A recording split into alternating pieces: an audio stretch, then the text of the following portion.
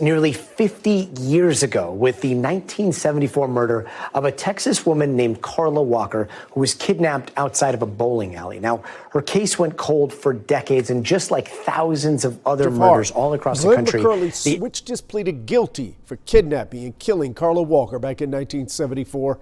Adriana de Alba has the emotional reaction from her family. In early 1974, Fort Worth and the neighboring town of Benbrook still felt like the kind of place where danger seemed far away.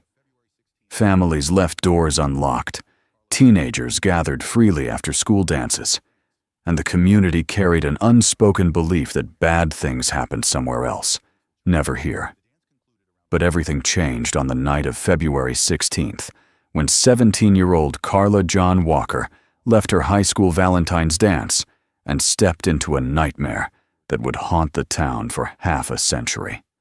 Carla had spent the afternoon getting ready with her mother, Doris Walker, who carefully helped her fix the light blue dress she had been so excited to wear. Her father, Leighton Walker, watched proudly as Carla's boyfriend, Rodney McCoy, arrived at the front door. Rodney, the senior quarterback at Western Hills High School, nervously pinned a small corsage onto Carla's dress. The couple took photos in the living room before heading out to the dance, laughing, whispering plans about college, and thinking only about the future. They danced for hours, surrounded by classmates who later said Carla never stopped smiling that night. After the dance ended, Rodney and Carla drove around with friends, stopping at the usual teen hangouts before dropping everyone off. For them, the night was perfect. Quiet, private, full of possibility. Just before 1 a.m., they pulled into the parking lot of Brunswick Ridge Le Bowl, a place where countless young couples had sat before, feeling safe beneath the dim glow of the building's lights. Rodney later recalled those final moments of peace in vivid detail. Carla had just come back from the restroom. They sat together in the front seat, talking softly. Nothing felt wrong. Nothing hinted at what was coming. Then, without warning, the passenger door flew open. Rodney only saw a flash, a tall figure, a gun, a shadow in the darkness. Before he could react, the stranger brought the butt of the .22 pistol down onto Rodney's head. The first strike blurred his vision. The second made everything spin. As the stranger kept hitting him, Rodney heard Carla begging him to stop. She screamed that she would go with the man if he would just stop hurting Rodney. That was the last thing Rodney remembered before everything went black. Minutes later, bleeding, disoriented, and barely conscious, Rodney stumbled out of his car. Somehow, through instinct alone, he drove through Benbrook's quiet streets until he reached the Walker home on Williams Road. The house was still lit. Inside, Carla's siblings, Jim and Cindy Walker, were awake. Their parents were in the dining room playing dominoes with relatives. When Rodney collided with the curb outside and began pounding frantically on the door, the Walkers opened it to find him covered in blood, shaking uncontrollably. "Mr. Walker, they got her. They took Carla," he pleaded, his voice cracking. Leighton didn't hesitate. He grabbed his pistol and sped back toward the bowling alley. But when he reached the parking lot, the only signs of Carla were her abandoned purse and a Ruger magazine clip lying on the pavement. The search began immediately. Officers from Fort Worth Police Department and Tarrant County Sheriff's Office joined with neighbors who refused to go home. Helicopters circled overhead at dawn. Volunteers walked fields and drainage tunnels. Teachers, classmates, and local church members carried flashlights through the cold morning as word spread that Carla Walker was missing. Still, they found nothing. 2 days passed. Then, on February 20th, 2 officers driving near Lake Benbrook stopped beside a culvert and looked inside. What they saw there would forever change the spirit of their town. Carla lay on her back in her blue dress, her body showing the signs of torture, assault, and violent strangulation. Toxicology reports later showed she had been injected with morphine, and the medical examiner determined she had been kept alive for nearly 2 days before being murdered. The news hit Fort Worth like a shock wave. Fear, anger, disbelief. Each emotion spread through neighborhoods that once felt untouchable. At Carla's funeral, more than 1,200 mourners gathered, far more than the church could hold. Students cried openly. Teachers held each other. Even people who had never met Carla stood outside with candles, grieving for a girl who had become the face of a nightmare no one could understand. But none felt the loss as sharply as her little brother, Jim Walker. At just 12 years old, Jim watched his family unravel. He saw his father pacing, night after night, studying maps and scribbling names of suspects in a small metal box. He saw his mother sit quietly in Carla's room long after everyone else had gone to sleep. And he saw Rodney, a boy who loved Carla deeply, break under the weight of being blamed by classmates and neighbors who couldn't believe a stranger could commit such a crime. Rodney stayed in Carla's room for days after the funeral, sleeping in her bed as if staying near her could somehow shield him from the guilt he carried. But the whispering from the community eventually pushed him to leave Fort Worth altogether. After graduation, he moved to Alaska, hoping distance could quiet memories he couldn't bear to relive. Meanwhile, police tore through every possible lead. Detectives studied photographs from the dance, interviewing anyone who stood near the couple. They hired a hypnotist to help Rodney recall details through the fog of his injuries. They investigated carnival workers, drug dealers, local bowlers, even a man who claimed, falsely, to have killed Carla. That confession led nowhere. At one point, police even questioned Glenn Samuel McCurley, a 31-year-old truck driver who owned a Ruger pistol that matched the magazine clip dropped in the parking lot. But McCurley told detectives the gun had been stolen. He passed a polygraph. And just like that, he was crossed off the suspect list. Time moved on, but the wound never healed. Families quietly moved away. Some marriages in the community strained under the weight of fear and suspicion. Parents warned their daughters not to go anywhere alone. Teachers kept classroom doors locked. What had once been a tight-knit town now carried a shadow, one tied permanently to the memory of Carla Walker. And year after year, the same rumor resurfaced. The killer wasn't a stranger. He was someone local. Someone who knew Fort Worth, knew Benbrook, blended in perfectly, and disappeared back into everyday life after committing the unthinkable. Jim Walker grew up carrying that belief with him. Even as an adult, he never stopped searching. He studied criminal psychology. He trained physically, imagining he might one day confront the man who took his sister. He walked the culvert where Carla was found and tried to understand how such evil could exist in a town that once felt so safe. But for nearly 50 years, there were no answers. Just a grieving family, a haunted community, and a murderer who walked free among them. It would take a discovery no one in 1974 could have imagined, something hidden in Carla's clothing for almost half a century, to finally reveal the truth.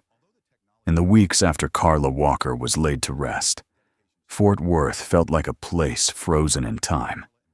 People still went to work, children still walked to school, and the church bell still rang on Sundays. But beneath that routine lingered a quiet, constant fear. Everyone knew the man who took Carla was still out there. And worse, many suspected he lived among them. Police continued to scour the city for answers. Detectives from Fort Worth Police Department in Tarrant County reviewed every report from the night of February 16th. They searched for anyone seen around the Brunswick-Ridgelea Bowl between midnight and 1 a.m. They interviewed teen boys who had argued with Rodney earlier that week. They questioned known troublemakers, drifters, and men rumored to have violent tempers. But the case refused to break open. The most painful part was how close they believed they were in the beginning. Carla's purse, found just feet from the car. The magazine clip, dropped during the attack. Rodney's description of the offender, a white male, about 5'10", clean-cut hair, possibly wearing a cowboy hat. There was just enough detail to keep investigators hopeful, but never enough to push the case forward. Rumors spread quickly. Nearly every household on the west side of Fort Worth had a theory. Some believed it had been a passing truck driver. Others insisted the crime was too controlled, too confident, work of someone who knew the area intimately. Women stopped walking alone at night. Teenagers were ordered home before sunset. At the local high school, hallways were quieter. Every girl imagined herself in Carla's place. Every boy feared being blamed for something he didn't do. And in the middle of all of this stood Rodney McCoy, the last person to see Carla alive. He had barely survived the attack himself. His skull was split open with the butt of the pistol, his face bruised and swollen. Yet he woke every morning reliving the moment he saw Carla being pulled from the car. He remembered her voice breaking as she screamed, "Rodney, go get my dad." He remembered the helplessness, the guilt, the shame of surviving when she did not. Investigators hypnotized him, hoping to extract clearer memories. But all it did was bring him deeper into the trauma. He remembered the cowboy hat, the silhouette of the attacker, the sound of the gun failing to fire, 3 hollow clicks that could have ended his life. After each session, Rodney broke down, unable to carry the weight of what he had lived through. Despite everything, Leighton and Doris Walker never blamed him. He stayed in Carla's room for days after the funeral. They let him sleep in her bed, surrounded by her things, because in a strange way, it made it feel like she wasn't fully gone. Rodney became like a son to them, but the community didn't see it that way. Gossip cut deeper than any wound. Rodney felt the judgment every time someone avoided his eyes or whispered in the grocery aisle. Eventually, the pressure became unbearable. After graduation, he left Texas and moved to Alaska, trying to outrun the memories. But the Walker family had no escape. 12-year-old Jim Walker watched everything collapse around him. He watched his mother stare silently into space, gripping Carla's pillow as if it were her daughter's hand. He watched his father take long drives alone, returning with new notes scribbled onto maps, roads he wanted to recheck, people he wanted to interview. In time, Leighton filled a metal box with names, dates, and details of men he considered possible suspects. He wasn't a detective, but he carried himself like one, refusing to let his daughter's case fade. Grief changed Jim. While other boys played football or spent weekends fishing, he wandered the streets near Lake Benbrook, retracing the steps of the officers who had found Carla. Sometimes, he sat inside the culvert where her body was discovered, listening to the echo of dripping water. He told himself he needed to understand how cold it was that night, how dark. He wanted to know what Carla saw, what she felt. He wanted to feel her fear, as if by doing so he could pull some part of the truth closer. He grew into a teenager with a singular obsession, finding the man who killed his sister. The police never stopped searching either. But the investigation began taking strange turns. A year after Carla's death, another young woman, Becky Martin, disappeared from Fort Worth. Her body was later found in a culvert. The similarities were unsettling. 2 girls, 2 culverts, similar time of year, similar ages. Detectives whispered among themselves, was this the same man? But without forensic tools beyond basic blood typing, they had little to work with. No fingerprints matched anyone. DNA science did not yet exist. The attacker had left almost nothing behind. In the late 1970s, a local man named Jimmy Dean Sasser falsely confessed to killing Carla. His confession unraveled quickly.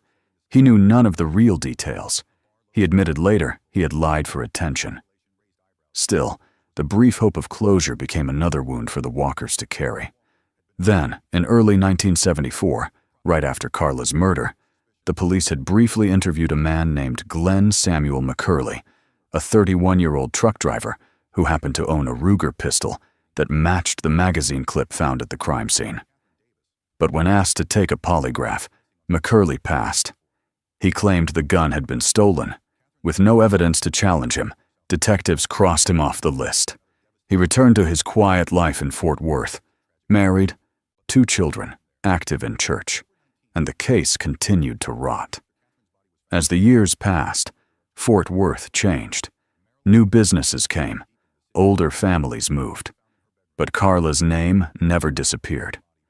Her photo hung in police briefings for decades, and her death became the unofficial beginning of a dark chapter in the city, one that included a series of unsolved murders of young women from the 1970s into the 1980s. Strangulations, abductions, dumped bodies, always in the same general region, always with something familiar in the brutality. Detectives debated privately whether a serial offender had stalked their city for years, but no one could prove it. Meanwhile, Jim Walker grew into adulthood with only one goal: to join law enforcement. He believed if he could just get inside the department, if he could gain access to Carla's files, maybe he would see something others had missed. He trained physically, studied criminal psychology at Sam Houston State University, and prepared himself for a career dedicated to justice. But fate intervened.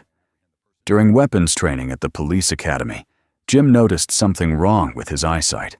A doctor diagnosed him with a congenital condition that would gradually take his vision. It ended his dreams of becoming a detective. He was forced to leave the academy, but he did not stop searching. Not for a moment. Through the 1980s and 1990s, new detectives cycled through the cold case files. Some looked into Carla's case, others set it aside, overwhelmed by hundreds of unsolved homicides in Fort Worth. But every few months, Jim called the department and asked if anyone was still working on his sister's case. He wasn't just hoping, he was reminding them she mattered. By the 2000s, Carla's case had become a tragic legend, a reminder of how quickly innocence could vanish. Generations of officers inherited the file, reading the same reports, staring at the same Polaroid images, and wondering how someone could commit such cruelty and then hide in plain sight. In 2019, 45 years after Carla's death, Jim made yet another call. This time, the phone was answered by Detective Leah Wagner, a mother herself, and one of the few investigators in Fort Worth still determined to breathe life into old cases. When Wagner read through the file, she felt something shift inside her. The crime wasn't just horrific, it was personal. The brutality, the youth of the victim, the raw grief of the family. It was the kind of case that gnawed at a mother's heart. She knew she couldn't ignore it. Wagner and her partner, Detective Jeff Bennett, reopened the investigation. They re-examined Carla's preserved clothing. They contacted private DNA labs.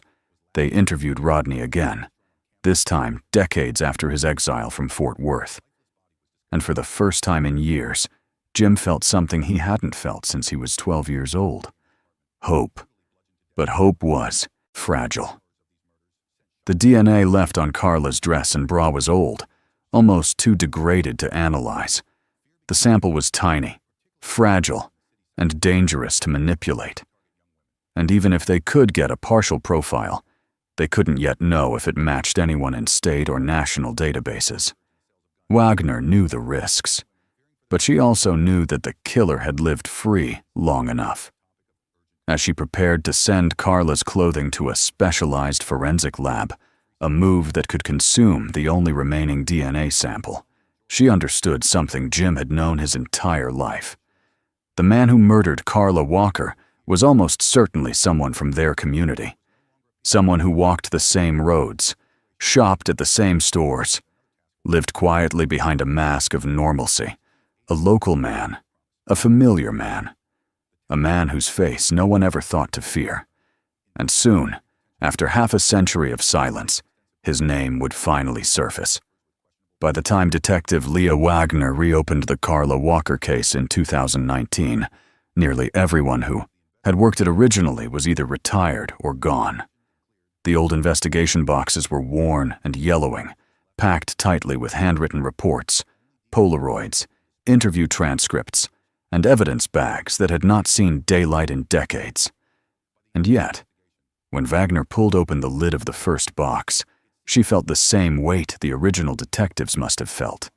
An emotional heaviness, the sense that this case was personal, even for those who had never met Carla.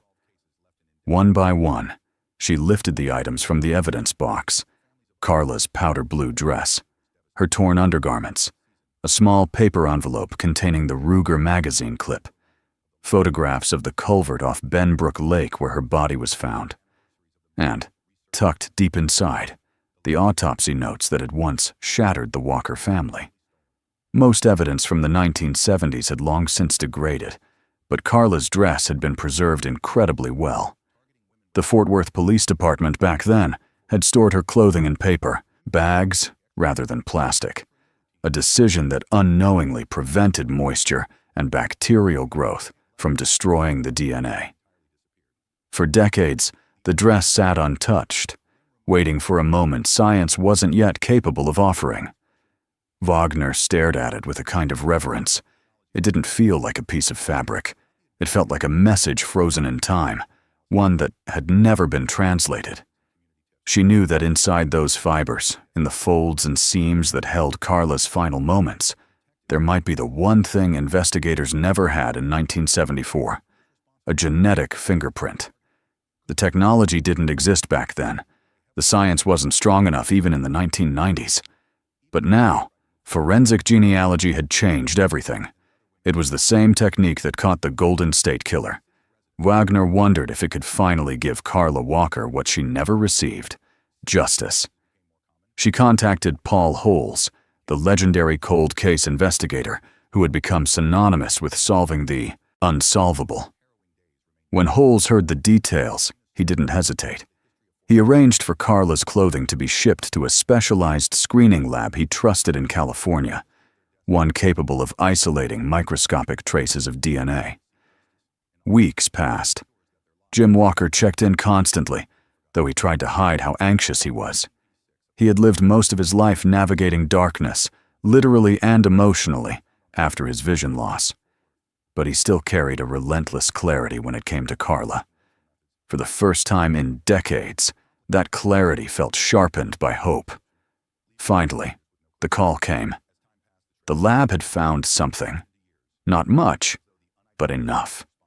A tiny, fragile biological sample had been recovered from Carla's bra strap, a sliver of male DNA that had somehow survived nearly half a century. Another faint trace was found on her dress. It wasn't enough to generate a full CODIS profile yet, but it was proof the killer had left something behind.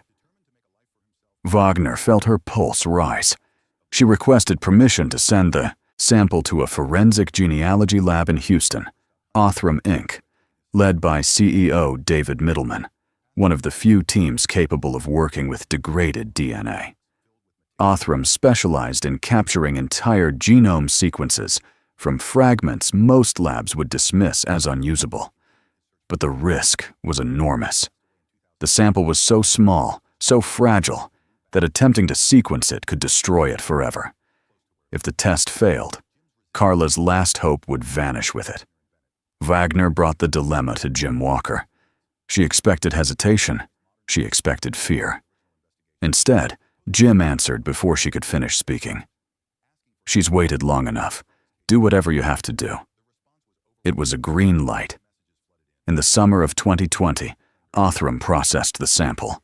Weeks passed with no updates. Each day felt heavier for Jim, who had already survived decades of disappointment. But this time felt different. The science was different. The world was different. And on July 4th, 2020, while fireworks echoed across Texas skies, Wagner's phone rang. It was Middleman. His voice was calm, but the words carried a weight that made Wagner go still. "Leah, we built a family tree. The last name is McCurley." She froze. Her heart skipped. Her mind went back to a name she had seen just once, buried deep inside the original investigation file. Glenn Samuel McCurley, interviewed in 1974, owner of a Ruger 22 matching the magazine clip, dismissed after claiming the gun had been stolen, cleared because he passed a polygraph. He had been suspect number 22.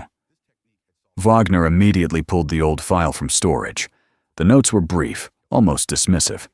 The 1970s detectives had questioned him, recorded his story, and then moved on. There was nothing in the file suggesting they ever revisited him. McCurley had simply slipped back into Fort Worth life. Married, 2 sons, church-going, truck driver. Quiet. Unremarkable. Invisible. Just like a predator who learns to blend in. Wagner and Detective Jeff Bennett ran a fresh background check. McCurley was still alive. He was 77 years old, living only a couple miles from the bowling alley where Carla was abducted. His criminal history was minimal, mostly from his teenage years, including stealing cars. Nothing violent on paper. Nothing that would suggest he was capable of torturing and murdering a teenage girl. But the DNA didn't lie. Wagner wanted confirmation before proceeding. She sent an officer to conduct a trash pull outside the McCurley home. The officer retrieved a discarded McDonald's straw. It was sent to the lab. The results returned quickly. The DNA on the straw matched the DNA on Carla Walker's bra strap. For a moment, the world seemed to pause for Wagner. This wasn't just a suspect. This wasn't another dead end. This was the man who had lived free for 46 years, while Carla's family mourned and suffered in silence. The case was now alive. A few days later, Wagner and Bennett drove to the McCurley home. Glenn and his wife, Judy McCurley, welcomed them inside politely.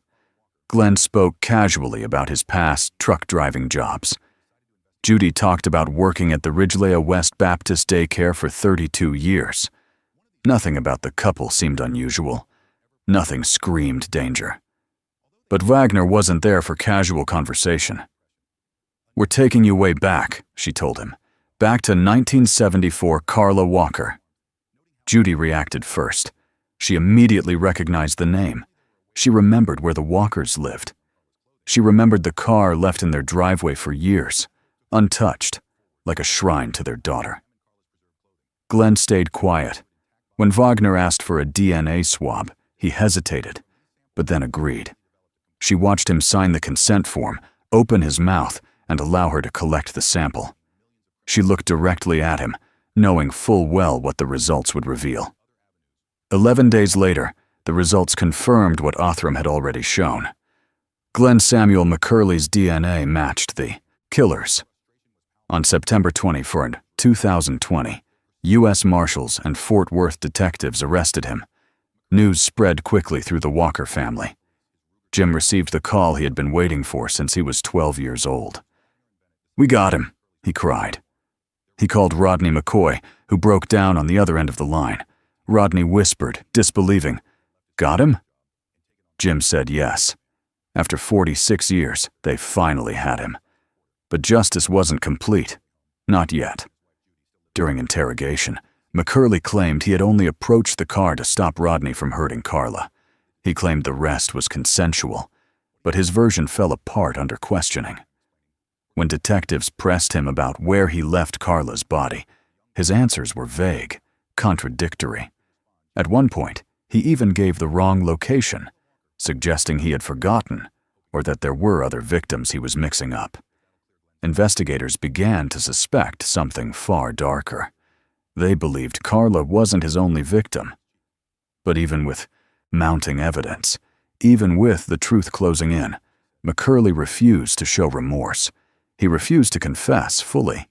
He refused to help other families who might have suffered the same fate. For Jim Walker, the moment was bittersweet. He had imagined confronting his sister's killer his whole life.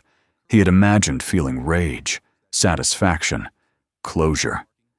But sitting across from the truth, an old man who had lived as if nothing had happened, Jim found something else inside himself. Forgiveness. Not for the murderer, but for the boy he once was.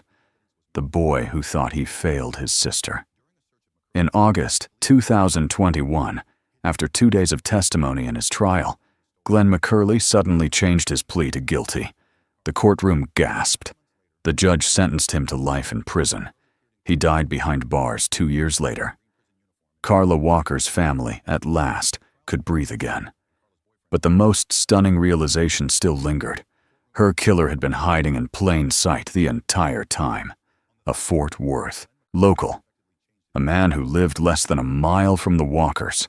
A man who walked the same streets, attended the same churches, shopped at the same stores.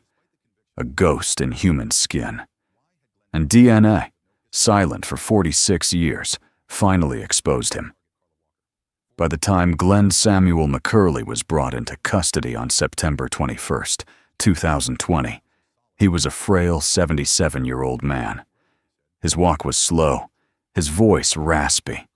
He looked like someone's quiet grandfather, a man who blended into grocery store aisles and church pews without notice. But beneath that ordinary exterior, detectives believed, lived the same predator who had tortured and murdered 17-year-old Carla Jan Walker almost half a century earlier. For Jim Walker, waiting at home, the arrest didn't feel like victory. Not yet. It felt like stepping into a storm he had prepared for his entire life.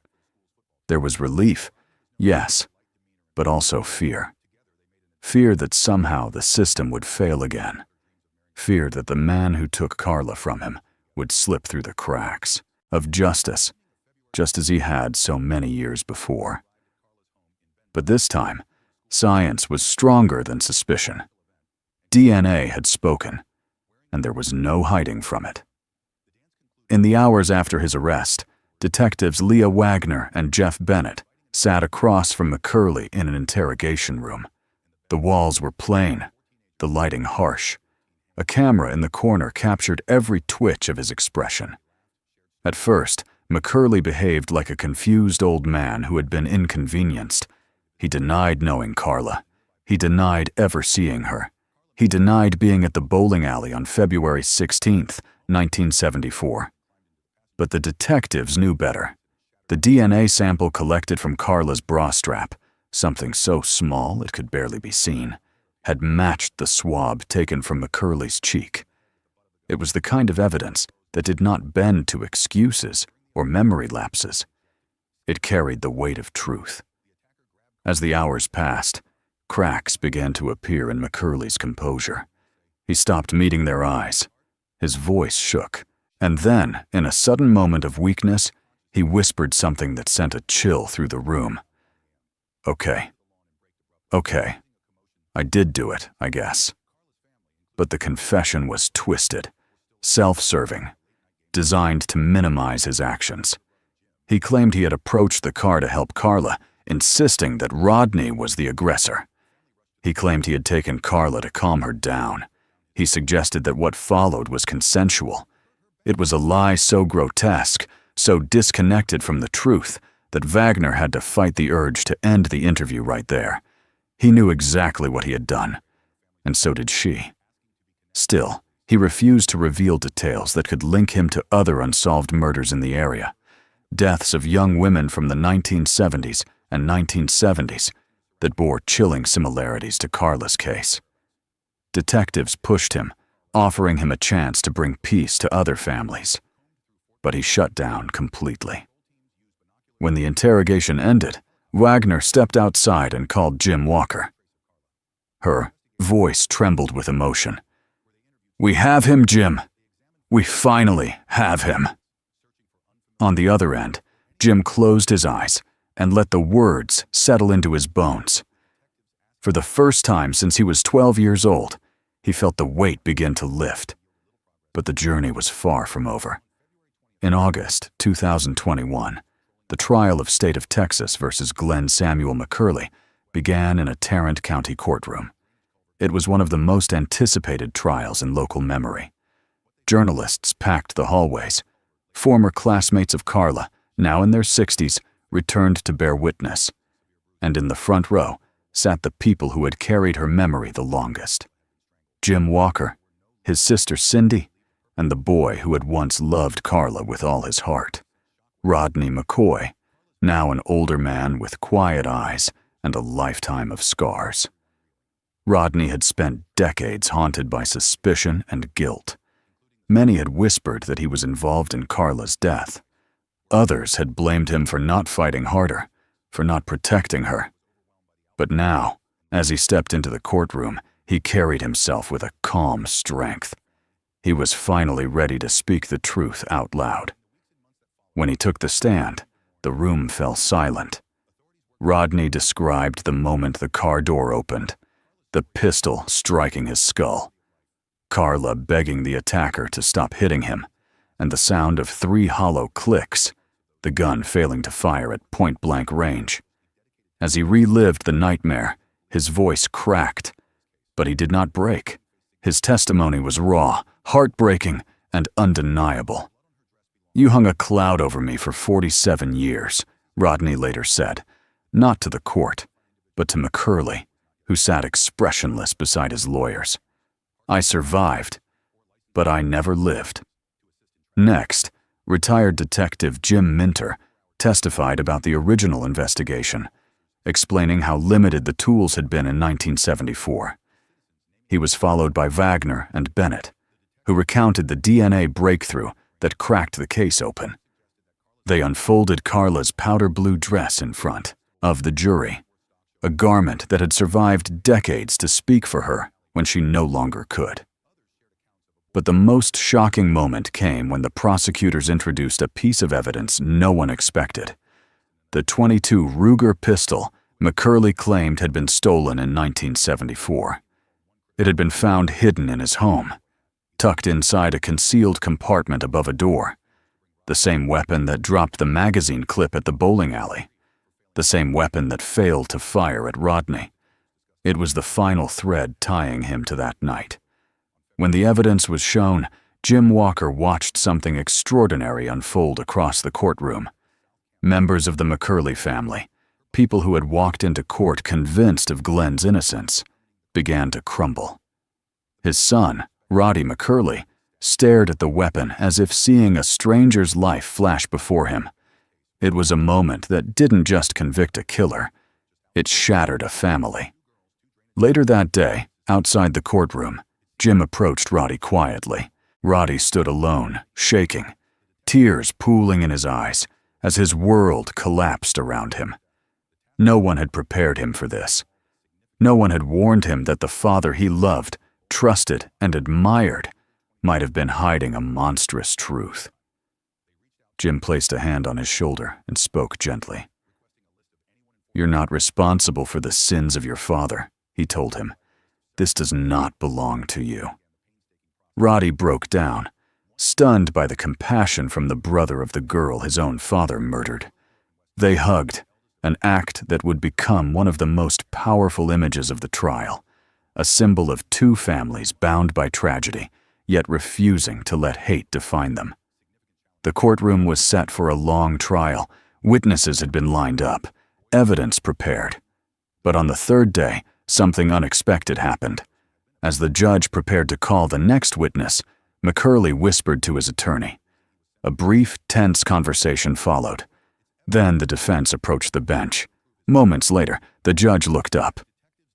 Her voice steady but laced with disbelief. "Mr. McCurley requests to change his plea to guilty." The room erupted in whispers. Some gasped. Others cried silently. Rodney's shoulders sagged. Cindy Walker covered her face. Jim closed his eyes, letting the moment wash over him like a long-awaited tide. After nearly half a century, Carla Walker's killer finally admitted what he had done. The judge sentenced him to life in prison. He showed no remorse, no apology, no acknowledgement of the devastation he caused. But he would never walk free again. When the hearing ended, the courtroom exhaled collective grief. Grief that had been held for decades, locked deep inside people who had stopped believing in justice. But standing in the middle of it all was Jim Walker, not as the broken boy he once was, but as the man who had carried Carla's memory longer than she had lived. As everyone filtered out, Rodney stood beside Jim, the two men embracing with a quiet understanding forged from trauma and endurance. And just when Jim thought his heart couldn't swell any further, Detective Wagner approached with something in her hand. Rodney recognized it instantly. It was the tiny gold promise ring he had given Carla the night she died, a ring he thought had been lost forever in that culvert. After all these years, investigators had found it among evidence that had never been fully cataloged. Rodney held it delicately, like a fragment of a life that could never be restored, but could finally be honored. He wept for Carla, for himself, for the years stolen by fear and blame, for a love cut short. The trial ended. Justice was secured. But something deeper had happened inside that courtroom, something that would define the next chapter of this story. Two families once separated by horror now stood side by side, united not by blood, but by grief, truth, and the courage to confront the past. When Glenn Samuel McCurley was led out of the courtroom in handcuffs, the case of Carla Walker seemed, on the surface, finally over. A guilty plea after 47 years felt like the closing of a wound that had never healed. Yet, for investigators, for the Walker family, and for the community of Fort Worth, a new question began to take shape. One far darker, far heavier than they were prepared for. What if Carla wasn't the only victim? The suspicion didn't arise randomly. It came from patterns. Patterns that seasoned detectives recognized the moment they revisited old case files. Between 1967 and 1985, Fort Worth and surrounding counties saw a chilling rise in murders of young women. Many were strangled. Many were abducted. Many were left in drainage areas, creek beds, or culverts, just like Carla. And most importantly, almost all of those cases remained unsolved. After McCurley's arrest, investigators quietly formed a review committee to reopen a cluster of cold cases from the 1970s and 1980s. They combed through autopsy reports, old photos, missing persons files, and handwritten notes nearly too faded to decipher. And again, disturbing similarities emerged. There was Becky Martin, who vanished a year before Carla and was found in a culvert just outside the city limits. There was June Ward, discovered in 1977, with signs of being beaten and strangled. There was Denise Hogue, found near a creek bridge in similarly brutal condition. There was Christy Tower, bound with electrical wire and left in a field north of the city. There were others too. Young, vulnerable, their final moments eerily familiar. Detectives did not publicly link these cases to McCurley, but behind closed doors, the conversation persisted. He didn't suddenly wake up at age 31 and commit one murder, a retired investigator remarked quietly. Predators escalate. Predators practice. And there was another unsettling detail. McCurley had lived within miles of nearly every crime scene. He had worked as a long-haul and regional truck driver, often traveling through rural zones, industrial lots, and isolated roads. His work would have provided mobility, knowledge of remote hiding spots, and the ability to disappear for long stretches without drawing suspicion. The more investigators looked, the more they realized how perfectly his lifestyle aligned with the unsolved murders. But perhaps the most telling evidence wasn't physical at all. It was silence. During interrogation, when Wagner and Bennett gently pushed McCurley about other possible victims, women found under similar circumstances, his demeanor changed. He recoiled, his face hardened, his breathing shifted. It was as if mentioning those names stirred a dormant part of him, something he had buried so deep that even acknowledging it would unravel the carefully crafted persona he had built over decades. At one point, when asked about the culvert where Carla was found, he gave detectives directions to the wrong location. It wasn't a mistake. It was something else, something investigators recognized in offenders who carried multiple secrets. The inability to recall exact crime scenes often meant the memories blended together. Too many victims, too many hiding places, a blur of violence repeating itself. When family members of the other murdered women learned of the DNA breakthrough in Carla's case, many reached out to the Fort Worth Police Department, some after decades of silence. They asked questions they were almost afraid to speak aloud. Could he have taken my daughter? Could he have been the one? Was she one of his? Police could not give them answers. Not yet. But as Jim Walker listened to their voices, voices filled with the same grief he had carried since age 12, he realized that justice for Carla might become a path for justice for others, too. In interviews, he spoke softly about those families. There are other Carla Walkers out there, he said. Other parents who went to their graves never knowing. If what happened to my sister can help them, then that's where our purpose goes next. While investigators quietly re-examined old files, the Walker family began confronting the emotional aftermath of the trial. Jim, in particular, felt the weight of a transformation he didn't expect. For most of his life, rage had been his engine. He had trained his body in case he ever faced the man who took Carla. He had imagined confronting him, hurting him, making him feel even a fraction of the terror Carla felt. But now that the moment had come and gone, Jim found himself searching for something deeper. Peace. He spoke openly about this in later interviews, explaining how finally understanding the truth allowed him to shift his purpose. He no longer saw himself as a boy frozen in trauma, but as a survivor who wanted to help others find answers. The trauma would never leave him, but it no longer controlled him. In the months after the trial, an unexpected bond developed between Jim Walker and Roddy McCurley, the killer's son. Roddy had been devastated by the revelations. He had believed his father was a good man, a godly man, a man who tucked him into bed, took him to church, and provided for his family. Accepting that his father was capable of such cruelty shattered his identity. Jim recognized that pain.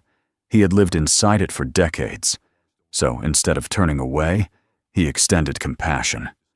Roddy later said, "Jim gave me something I didn't know I needed, permission to heal." Their unlikely friendship became a symbol, not of forgiveness for Glenn, but of breaking generational harm. Roddy was a victim too, a survivor of a kind of betrayal few can understand.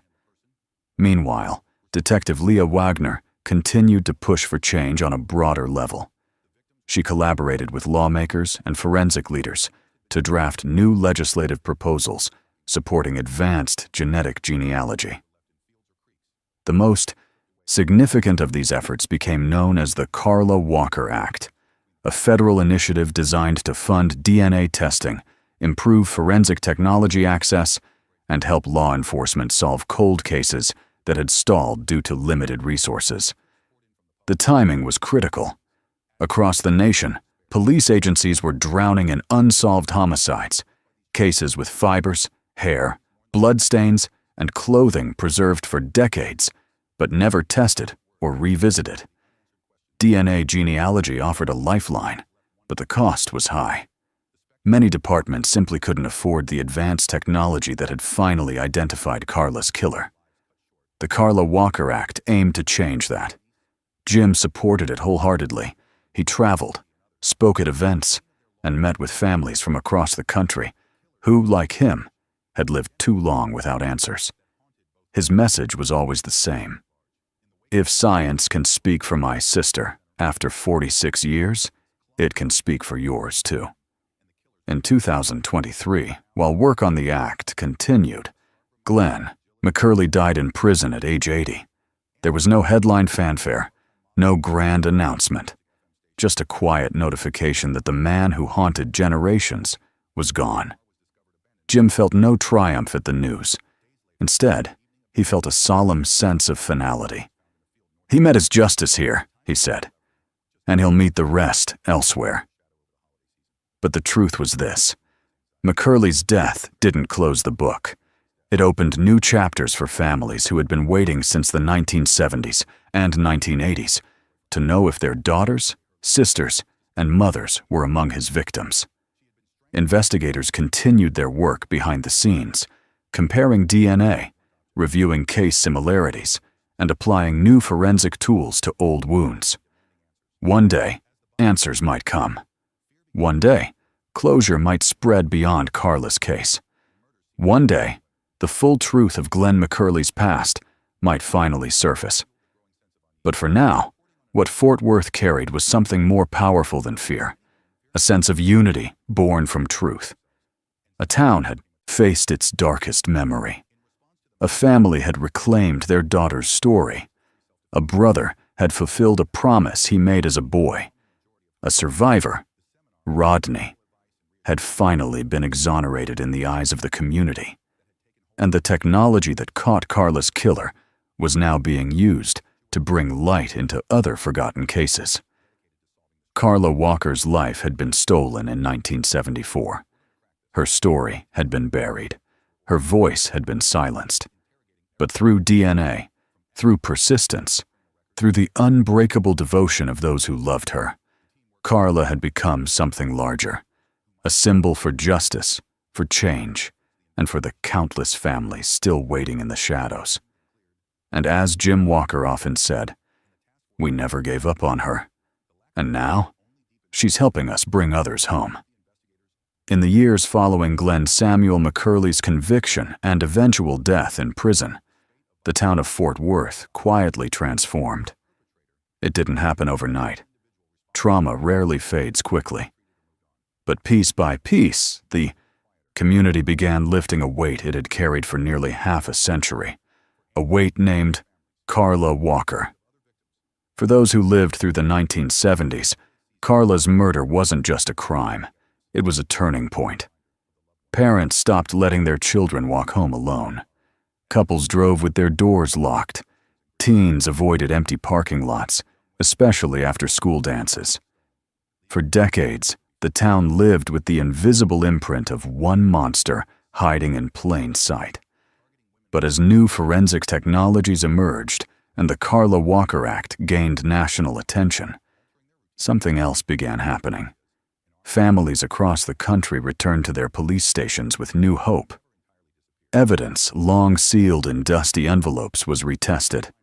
Clothing preserved for sentimental reasons became critical forensic goldmines. Old crime scenes were re-examined with new eyes. Carla's story, once a local tragedy, became a symbol of possibility. Detective Leah Wagner began lecturing at law enforcement conferences, explaining how a 5-nanogram DNA sample on Carla's bra, something considered unusable for decades, had cracked open a 46-year-old mystery. She carried Carla's photo with her everywhere she spoke, not because she needed it for presentation, but because the photo reminded her why she refused to stop pushing. Wagner often described the moment the lab called with the confirmation. "Everything around me went quiet," she said. "You wait your whole career for a moment like that."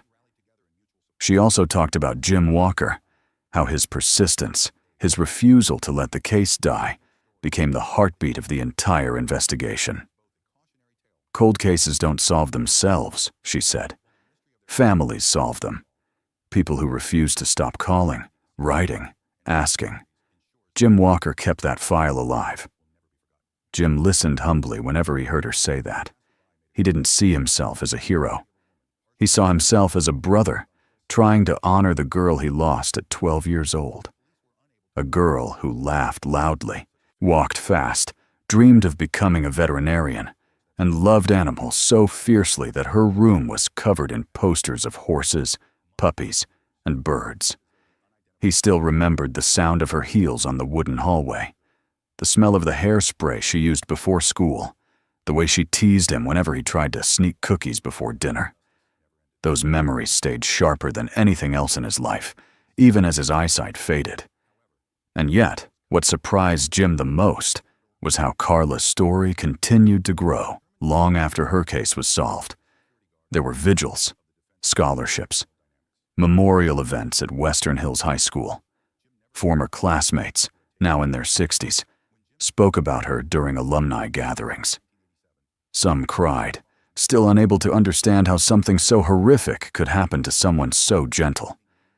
But perhaps the most unexpected moment came the day Jim was invited to speak to lawmakers in Washington about the Carla Walker Act. He stood at the podium, hands shaking slightly, not from nerves, but from the weight of what he was about to say. "My sister's life was taken by a man who hid behind normalcy," he said. "He blended in. He went to church. He raised children. He walked among us. And because science couldn't give us answers in 1974, my parents died, without knowing the truth. We can't let that happen to more families, not when we finally have the tools that can give them peace." Some lawmakers wiped tears from their eyes. Others nodded quietly. All understood the power of what Jim was saying. Because this wasn't just about Carla. It was about every case forgotten in the back rooms of police stations. Every mother who died, wondering what happened to her daughter. Every father who blamed himself for something he could never have prevented. Every sibling who grew up, haunted by questions that had no answers. Jim carried all of them in his voice. Back home in Fort Worth, another story unfolded. One that spoke to the unexpected ripple effect of justice. Rodney McCoy, Carla's high school sweetheart, had avoided the city for decades. Too many people blamed him for what happened, even though he had fought for Carla's life and nearly died that night. He had carried that guilt for years, moving to Alaska, working remote jobs, burying himself in long shifts to avoid thinking about the girl he loved and lost. But when McCurley was arrested, Jim reached out to Rodney with a single message. "We got him, buddy," Rodney cried when he heard the words. Not because justice had been served, but because someone finally, after 46 long years, understood that he had been a victim too. For the first time since he was 18, the weight lifted from his chest. He eventually returned to Fort Worth, not to reclaim the past, but to reclaim the truth about who he was that night. He spoke during a memorial event, voice breaking as he described kneeling beside Carla's casket and noticing the promise ring missing from her finger. "That was the moment I lost her," he said, "and it never left me." Wagner later surprised him by returning that ring, found among evidence from the culvert. Rodney held it for a long time, letting his tears fall freely. It was the smallest piece of metal, yet to him, it felt like a piece of Carla's heart returned. Meanwhile, the man responsible, Glenn McCurley, left behind a twisted legacy. After his death, investigators continued digging into his past. They learned he had once worked near several locations where other victims were found. They learned he drove routes that overlapped with disappearing women. They learned his access to remote areas made him nearly invisible to patrol officers. But no matter how much they uncovered, one truth remained. He took his secrets with him. When reporters asked Jim how he felt about McCurley's death, he answered simply, "Justice didn't end with him. Justice began with the truth." In time, Jim developed something he never expected: a friendship with Roddy McCurley, Glenn's son. Roddy had grown up believing his father was a good man. Then, at age 57, he learned he was the son of a predator. The guilt and confusion nearly broke him.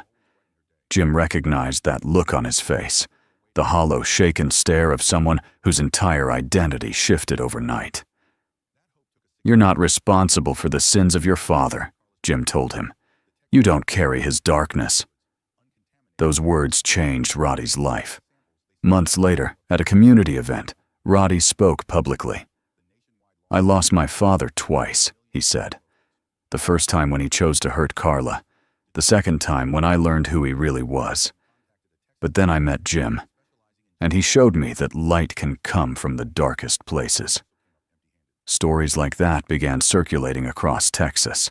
Stories of unity born from tragedy, of families supporting each other across unimaginable divides. And in those stories, Carla lived on. Not as a victim, not as a headline, but as a catalyst for justice. Her case paved the way for new investigative methods. Her name inspired legislation that would help solve thousands of cold cases nationwide. Her story connected people, survivors, detectives, lawmakers, and even relatives of the killer, into a shared mission of truth. By the time the 50th anniversary of her death approached, Fort Worth prepared a memorial unlike any before. Former classmates returned.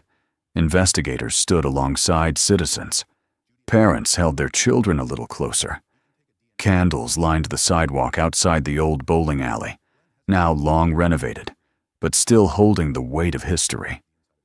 Jim stood before the crowd, older now, his vision dim, but his voice unwavering. For years, Carla was a ghost in this town, but she isn't a ghost anymore. She's the reason cold cases are being solved. She's the reason new laws exist. She's the reason people who lost hope now believe again. What happened to her was pure evil. But what came from her story has been pure light. He paused, feeling the wind shift, imagining Carla's presence the way he always had, as a warmth on the back of his neck, a reminder that she never truly left. "We didn't get to watch her graduate," he said softly. "We didn't get to see her become a veterinarian or start a family. But she still changed the world. And that's a legacy no darkness can take." The crowd fell silent. Not the silence of grief, but the silence of understanding. Carla Walker's story had ended in 1974. But her impact, her echo, her light would continue long after every person present had left this earth. Justice doesn't erase tragedy. Justice doesn't heal every wound. But justice brings truth, and truth brings peace. In the end, that was Carla's final gift.